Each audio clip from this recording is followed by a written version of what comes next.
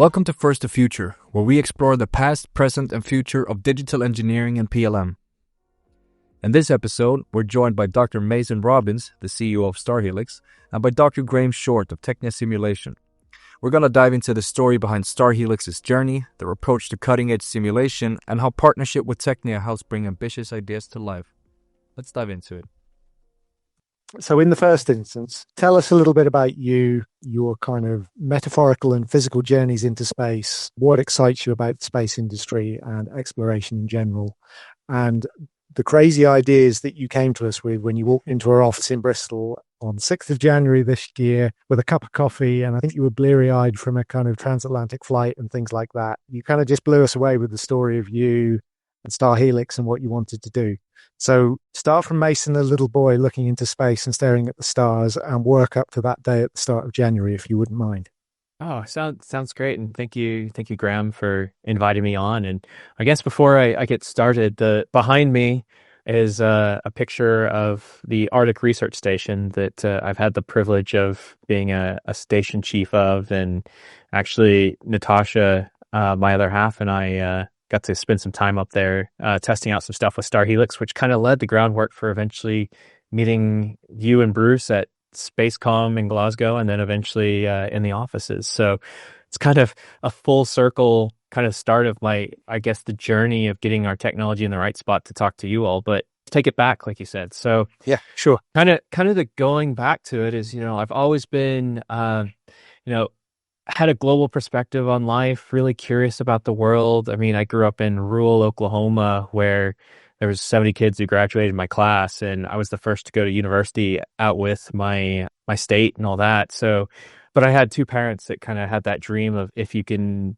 build it, if you can do it, just figure out how to fund it and how to get there. So I've had that drive. I mean, my dad was an Olympian and my mom was a professional ballet dancer. So they always had a global perspective, if you will. So just kind of that natural curiosity and kind of the search for why in everything I do. So really focused on STEM fields, almost got an undergraduate degree in mathematics before I really even knew what engineering was. Now I say that in the sense of like engineering in the classically educated trained sense.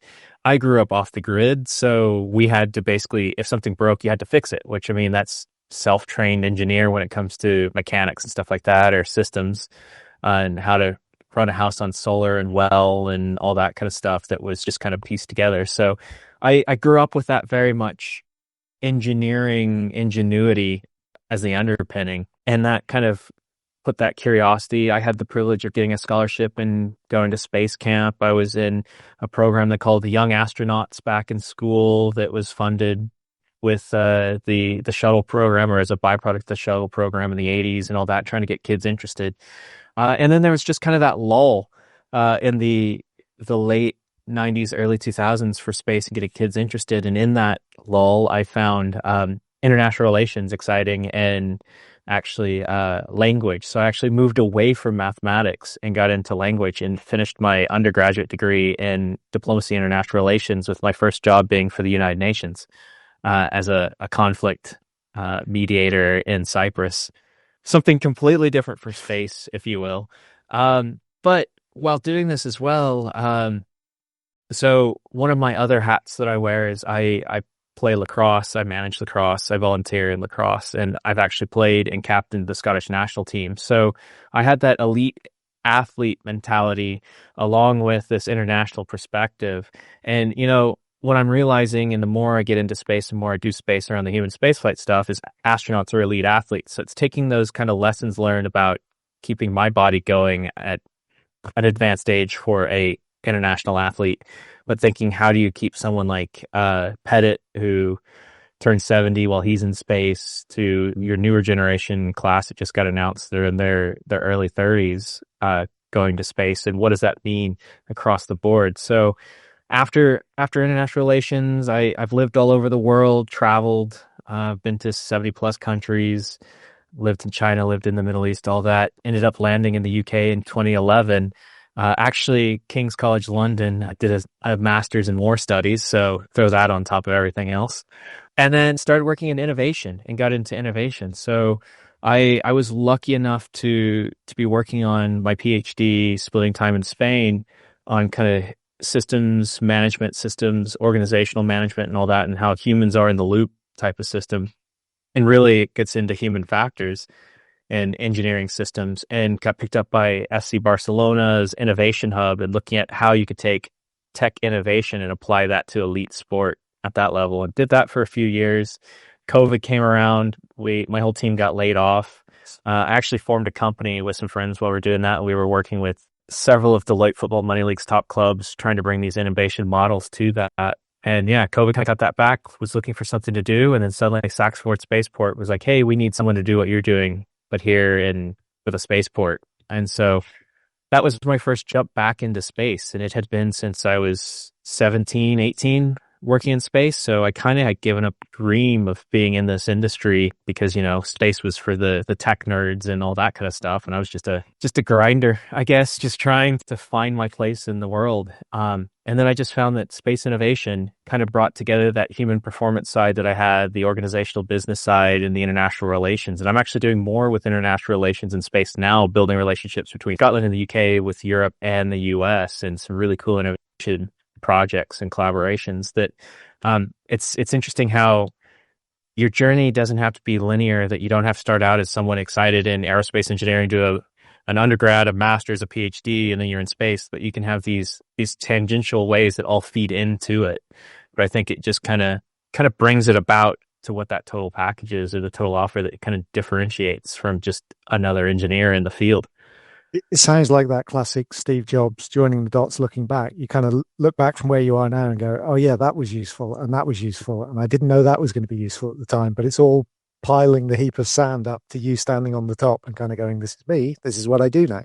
Yeah, and enjoying the journey along the way. I mean, the cool thing with that kind of natural wanting to explore is it's also meant that I've done a lot of analog research, or research in analog facilities all over the world, from running the station, like I said, in the Arctic behind me, to running one on a volcano in Hawaii, to doing stuff in Poland, UAE, and all that kind of stuff. But the cool thing with what we're doing with Star Helix is now we're connected into those ecosystems and those universities. So we can easily access tech demonstration in extreme environments pretty much anywhere in the world with just a quick phone call or something like that to get stuff set up. So it allows us to really diversify what we have to offer. So so the analog missions are quite interesting in terms of what you do, what you learn, kind of not just about the technology and what it would mean for human spaceflight, but what you kind of learn about yourself and other people and what those interactions there. I imagine the conflict management is quite an important skill set for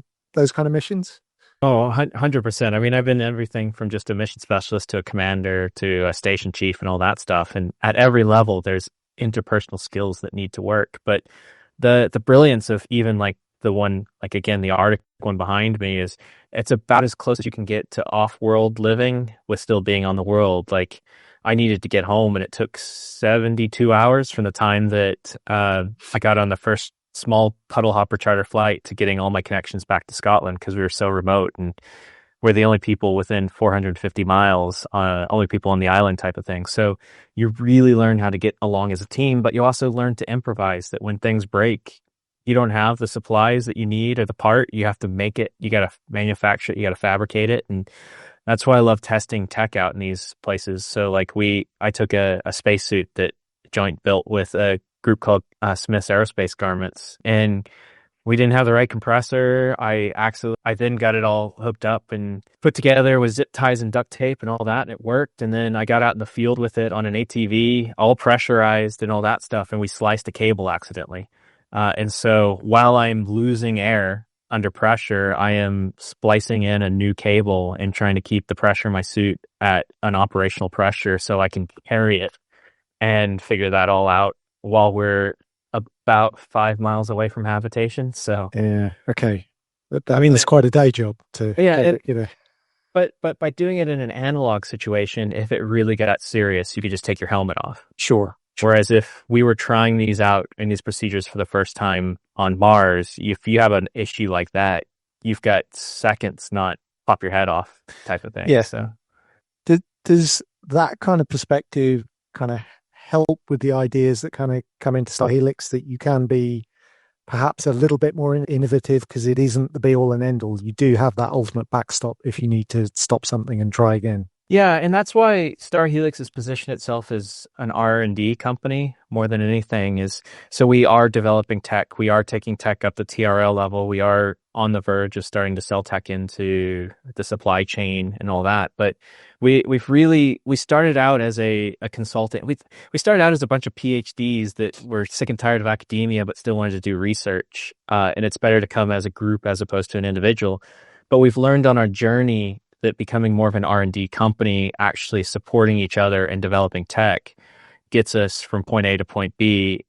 And then we're actually we're coming up with novel ideas, getting patents, driving innovation, but we're still small enough that we can remain agile. So like we structure ourselves with just 3 directors, but I have now 12 project managers on the team. And basically the way that we're structured is if a project manager comes up with something they want to research on, they get a grant.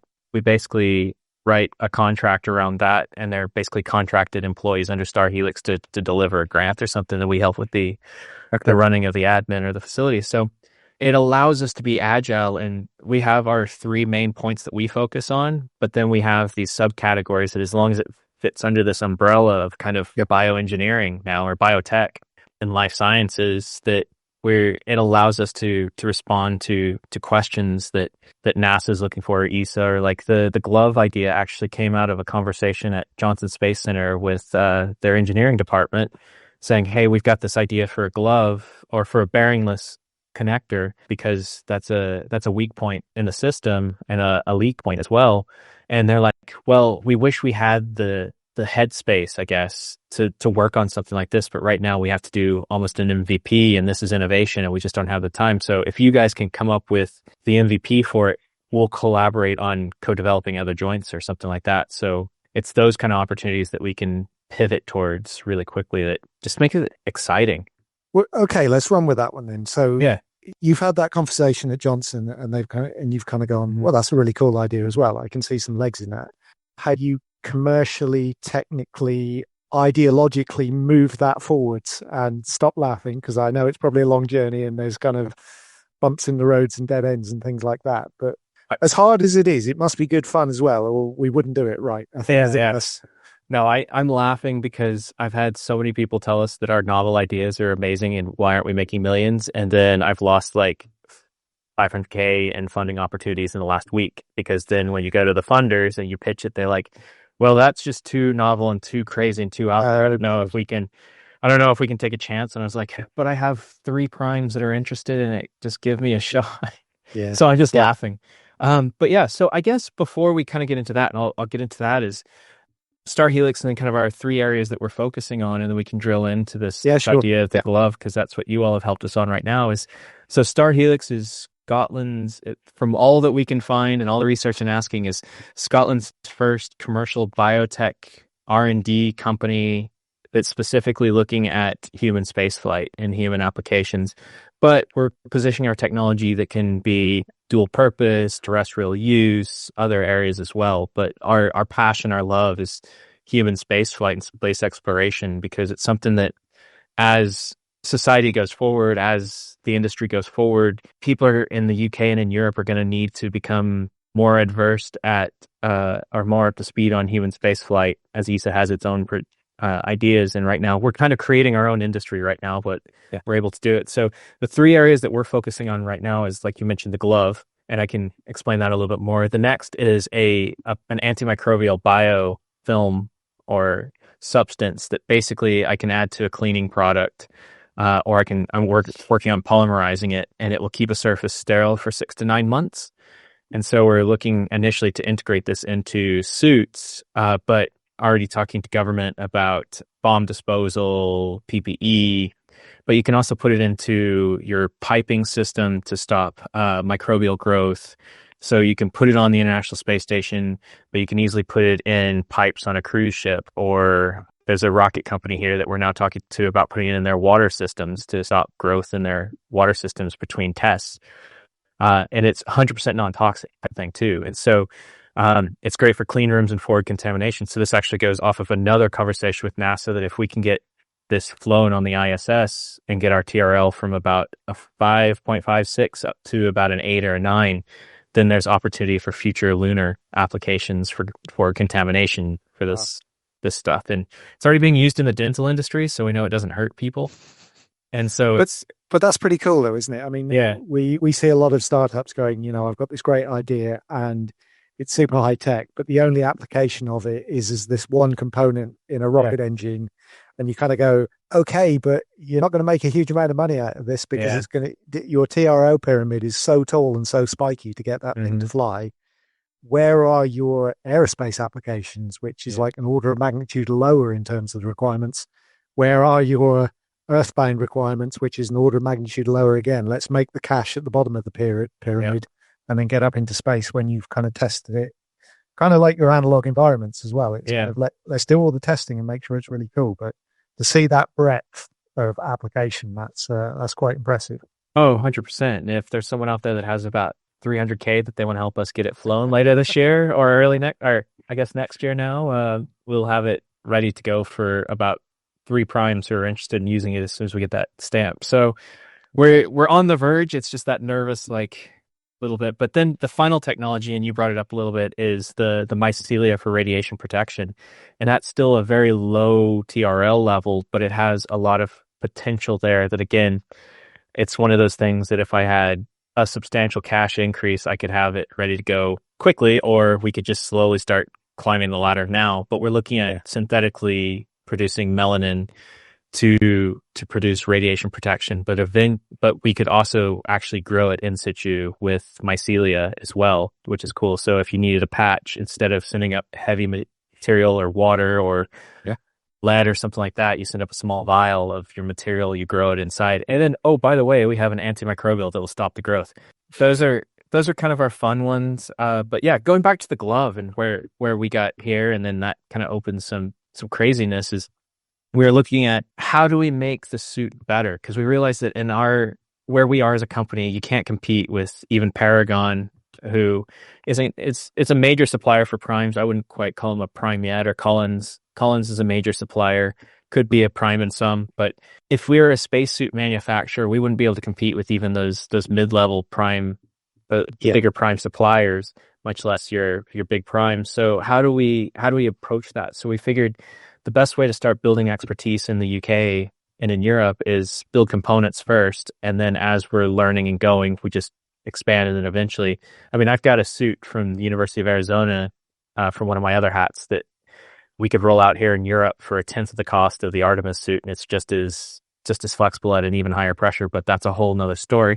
But with these components, we then looked at where the weak points were, and we noticed that the wrist or connectors are the weak points. Joints wore out. So how can we use biomimicry or origami to solve some of those issues? And that's where we ended up in your office back in January, talking about, all right, let's try to model this out and let's have a go at this. And so we've been going down that path. I've got a new director on, an engineer that we've now made a director, Drew, who is with the University of Birmingham and really starting to lead on building some models of it for me and try to get some patents out there. But where I want to see it go, because if we can eliminate ball bearings, you're eliminating small pieces. I'm a big proponent of the best part is no part. And so that gets us kind of where we are today. And the cool thing about building a glove then is I'm not trying to redesign the glove itself. I'm just trying to make the glove better. Is then there's stuff like a partnership we're looking at with Touch Lab that is sensors that you can put in the glove so you can actually feel pressure and slide on an object when you grab it. Yeah. So you're improving the dexterity and the use and reducing fatigue. There's other sensors there's another company we're looking at integrating some technology that looks at bio markers for humans based off of nothing like attached to the skin or anything. And so how do you improve these, put the remora in it? So then all of our technologies work together, the radiation protection, and then it's easy to design just a glove and show like, all right, we've designed a glove. Now let's work together on this $500 million spacesuit or something like that to that next level. So that's why we focused on the gloves. But then at that, like we can simplify the glove and sell into the fire industry, fire brigade. We can sell military applications. We can sell police. Like there's a lot of terrestrial applications for this as well. So the spacesuit is just an application of you drive a Fiat, you drive a Maserati, they're both cars. They serve different purposes, if you will, or I guess that might a Fiat or a lorry. They're both vehicles, but they serve different purposes or whatnot. And it's not saying one's better than the other. It's another entry point. And then I guess that kind of drills into your comment about the future. I think, and I know that we'll be able to, once we get these joints mechanics worked out and all that stuff, the goal is to be able to 3D print them in situ. And so instead of having to have multiple gloves per astronaut for longer missions, or even if you are in rural Afghanistan or something like that, if you need a new glove, you could 3D print your glove that you would need, at least the liner or whatnot, so you would have a full sealed system again from anywhere. And that was kind of our thought, is like, when you're getting down to that, you just need something that works to get you through the end of your mission, whether it's in space or in an extreme environment. And so that's where we're trying to head with this, is then you have you only need basically base materials as opposed to bulky one-off that you may or may not need. Because a punctured spacesuit without a replacement glove is a scrub mission, and you could be 2/3 of the way to Mars and have to basically swing around and come back if for some reason your equipment failed before. But if we could provide solutions to issues that you could fix in the field at a low cost, high reward, then to us, that's the exciting thing. So I think that's the key, isn't it? Is we kind of lasso further out into space. You know, you were talking about the analog missions. Okay, the backstop is, yes, I could take the helmet off if it all goes wrong. Yeah. If I'm on the moon, yeah, that's a stretch. You know, Apollo 13, maybe we get home again if it all goes wrong. But as you say, if you're halfway to Mars, that's game over in pretty much every sense. So that ability to take stuff and make stuff, the zero part philosophy as well, really, that really makes sense.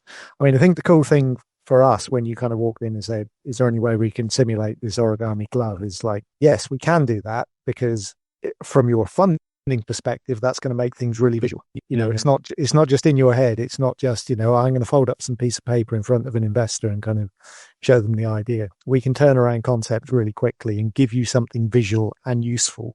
So it's useful from a commercial perspective, but useful from an engineering perspective, and playing what if studies quickly, because you don't want to go off and make hundreds and hundreds of prototypes. The cost of that prototyping just to get to a viable, an MVP, is going to be insane. So just to be able to kind of sprinkle a bit of pixie dust on that first phase of it was pretty damn cool, I've got to say. So, you know, thank you for the opportunity, first and foremost. But to kind of hear where that's going, and land is the wrong term, or maybe it is the right term, literally land, is quite cool as well, because I think as engineers sometimes we kind of lose vision of what the end goal actually is, and not the end goal in terms of when this thing is going to be made, when it's going to be in the shops or whatever, but who's going to use it, what is it going to do, what's the ultimate function, and where could it go? So yeah, being involved in stuff like this is really cool. Well, space is hard, because from a traditional business standpoint, like if I'm building a component that could be included on the government standard spacesuit,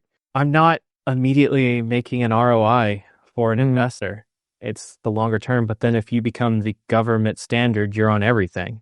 Yeah. So it's trying to find the right partner and the right vision. So by having something that I can model out or show that's modeled out, and then there's a really cool company north of Cambridge that does textile stuff, that with the model that you made, they can basically replicate the physical model pretty easily. So we're exploring working with them purely based off of, all right, we've shown that it works on a computer. Let's see what it actually looks like when we can touch it and feel it. So wow. So January the 6th next year, you walk back into the office with something real, do you, and go, okay, this is how it actually works in reality, and this is what your little video showed. And, you know, if you kind of squint and treat it like a 3D picture, they're about the same. We can move forwards with this. So yeah, boys would. Okay, fine. You're most welcome anytime. So yeah, that was really cool. But stretching that bit forwards into the future, what's your kind of vision for Star Helix with those three kind of base projects at different TRL levels? Are you just always looking for new ideas and those new conversations from the user end, but also the crazy academic end as well? You know, if only I had the technology, I could do X, Y, and Z. So Oh yeah. Well, I mean, there's a few projects that we've had to shelf that we'd love to revive, but it's that balance between driving technology forward and continually innovating the product you have versus when do you start a new project. And as a curious mind, you don't want to ever get bored with the project before it's time to move on. But in the same sense as we understand that you get a project or a product to a certain point, that sometimes it's better to shift it on as well. So it's finding the fine balance, those medians there. I mean, the cool thing is, as long as stuff falls under that kind of pyramid I was talked about with those areas of interest, then if there's other PMs underneath us that are interested in going in a tangent or something else, as long as it kind of fits where Star Helix wants to go, then we're happy to help support those ideas. I mean, one is that we've always wanted to do is biomining. That's what Natasha's PhD was in, so off-world mining. But we actually found an application for recycling electronic waste using bio. But what would be even better, which is it's not developed enough yet, is if you could actually, say, recycle the ISS in orbit, and then you have all of those critical minerals that are up there that you could have pure, and you wouldn't have to worry about getting it above the gravity well. But the technology is not going to be anywhere close to being able to do that by the time the decision making was for deorbiting. So, but in the future, if you had a satellite graveyard that someone could actually just go and slurry it and mine it, there's a possibility there. And that's a 20, 30 years, but the technology that's being developed is one of those, like, at its current rate of funding through the University of Edinburgh, 15, 20 years, if it had a massive cash injection right now, 5 to 6 years type of thing. Mm-hmm. But it's another one of those future tech that needs to have someone who's just wants to try something different that could have a potential long term.